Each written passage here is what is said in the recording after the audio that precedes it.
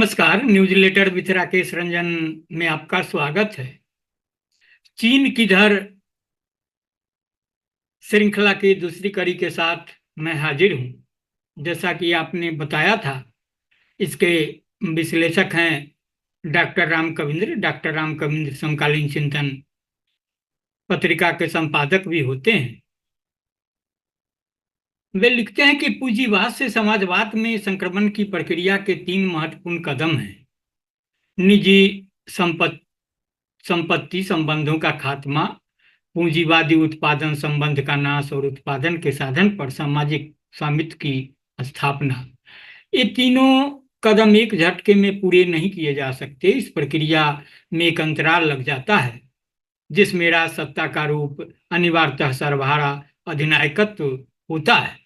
इसका स्वरूप कैसा होगा और इसकी अवधि कितनी लंबी या छोटी होगी, यह सब उस देश की सामाजिक राजनीतिक अवस्था से लेकर विश्व परिस्थिति पर निर्भर करता है। जैसे रूस को मजदूर किसान संश्रय के अधिनायकत्व से शुरू करना पड़ा, तो चीन को मजदूर किसान छोटे पूंजीपति राष्ट्रवादी पूंजीपति के गठबंधन के नेतृत्व में जनता के जनवादी अधिनायकत्व से।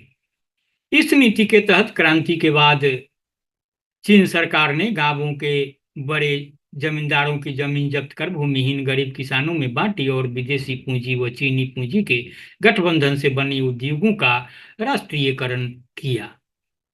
शेष वर्गों की संपत्ति यथावत बनी रही। यह था प्रस्थान बिंदु जिसे बहुत लंबी दूरी तय करनी थी। 1952 तक सामंती जमींदारों की जमीन जब्त कर जोतने वालों के बीच वितरण की प्रक्रिया पूरी हो गई थी। उसके तुरंत बाद सामूहिक खेती और सहकारी खेती की प्रक्रिया शुरू हुई तो कम्यून निर्माण तक पहुंची। यह काम 1956 तक पूरा हो गया। चीन की सामाजिक राजनीतिक स्थिति इस बात की अनुमति नहीं देती थी कि तुरंत जमीन के राष्ट्रीयकरण की दिशा में कदम बढ़ाया जाए। फिर भी कम्यून निर्माण समाजवाद की दिशा में प्रारंभिक कदम था। इसी अवधि में साम्राज्यवादियों और दलाल नौकरशाह पूंजीपति के उद्योगों का राष्ट्रीयकरण भी कर दिया गया। इस अवस्था में राष्ट्रीय यानी मध्यम पूंजीपतियों के उद्योगों का राष्ट्रीयकरण और कुलकों की जमीन की जब्ती नहीं हुई थी। आगे उसी ओर कदम बढ़ाने की जरूरत थी, लेकिन यह काम बहुत कठिन था क्योंकि दोनों वर्ग चीनी राजसत्ता में शामिल थे। वैसे तो 1952 में ही माओ और लियू शाओकी के बीच मतभेद पनपने लगे थे, लेकिन 1956 में वे मुखर हो गए। सोवियत पार्टी में भटकाव का प्रभाव इस विवाद पर भी पड़ा। वस्तुतः सांस्कृतिक क्रांति इन्हीं सवालों को हल करने का प्रयास थी जिसका अंत समझौता में हुआ। जिस देंग को पूंजीवाद का राही बताकर सभी पदों से हटा दिया गया था उसे बाद में पार्टी का सेक्रेटरी जनरल बनाकर पुनः स्थापित किया गया और उसी देंग के चीन में पूंजीवाद की स्थापना हुई। 1980 के बाद के दौर में आखिर क्या हुआ? सबसे पहले कम्यून तोड़ डाले गए और निजी पहलकदमी के आधार पर खेती के लिए अलग अलग परिवार को जमीन दी जाने लगी। यह नया कुलक पैदा करने का प्रयास था। जैसा कि लेनिन कहा करते थे, यह वर्ग निजी मिल्कियत और पूंजीवाद पैदा करने का आधार होता है।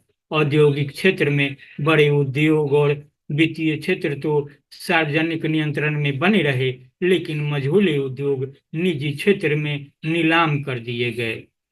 आधुनिकीकरण के नाम पर विदेशी पूंजी और प्रौद्योगिकी के लिए दरवाजे खोल दिए गए। श्रम बाजार को सस्ता करने के लिए श्रम कानूनों में पूंजीपति पक्षीय संशोधन किए गए। इस तरह मजदूर किसान संश्रय का आधार पूरी तरह छिन्न भिन्न कर दिया गया।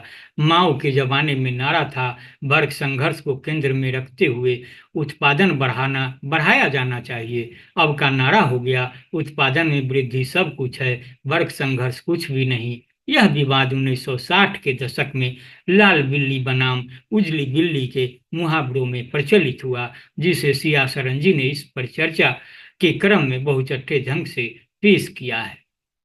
पूंजीवाद के राही बन जाने के बाद चीन का विकास दो चरणों में हुआ।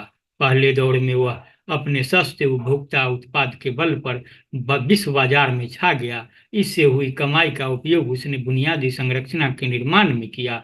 आज का चीन उस संरचना और पूंजी का निर्यात कर विश्व बाजार पर अपना दबदबा बढ़ाने लगा है। यह है साम्राज्यवाद तक की उसकी यात्रा। जब चीन पूंजीवादी दुनिया में घुसा था तो वहां बहुत खुशियां मनाई गई थी, इस उम्मीद में कि एक बड़ा बाजार उपलब्ध हो गया।